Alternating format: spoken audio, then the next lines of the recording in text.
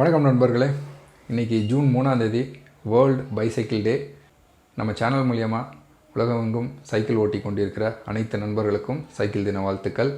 தொடர்ந்து நம்ம சேனலில் சைக்கிளிங்கை பற்றி நிறைய விஷயங்கள் பேசிகிட்ருக்கோம். இன்னும் நம்ம சேனலை சப்ஸ்கிரைப் பண்ணலன்னா சப்ஸ்கிரைப் பண்ணிங்க. இன்றைக்கி டே 16. இன்றைக்கி ஒரு இன்ட்ரெஸ்டிங்கான வீடியோ இருக்குது. வாங்க வீடியோவில் போகலாம்.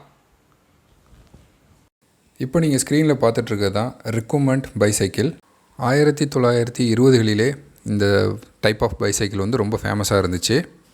அப்படியே படிப்படியாக வளர்ந்து இப்போது ஒரு லக்ஸுரியான சைக்கிளாக மாறிடுச்சு. இந்த வகையான சைக்கிளோட சிறப்பு அம்சம் என்னன்னு பார்த்தோன்னா, நம்ம அந்த பெடல் பண்ணுற கிராங்க் இருக்குல்ல, அது வந்து ஃப்ரண்ட் வீலுக்கு முன்னாடி வந்துடும். அதேமாதிரி சீட்டோட பொசிஷனும் ரெக்லைனர் டைப்பு, அதாவது ஒரு சோஃபா, ஒரு சேரில் எப்படி உட்காந்து நம்ம சைக்கிள் ஓட்டுவோமோ அதே மாதிரியான ஒரு ஃபீல் இருக்கும்.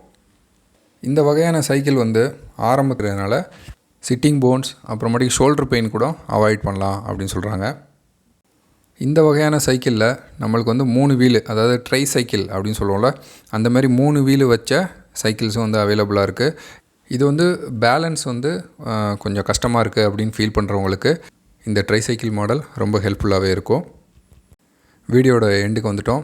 இந்த வீடியோவில் ஒரு கொஷின் கேட்குறேன். ஆன்சர் தெரிஞ்சிச்சுன்னா கமெண்ட் செக்ஷனில் சொல்லுங்கள். Bicycle capital of the world அப்படின்னு சொல்லிட்டு நம்ம எந்த கண்ட்ரியை அழைக்கிறோம்? பாய் நண்பர்களே, டேக் கேர்.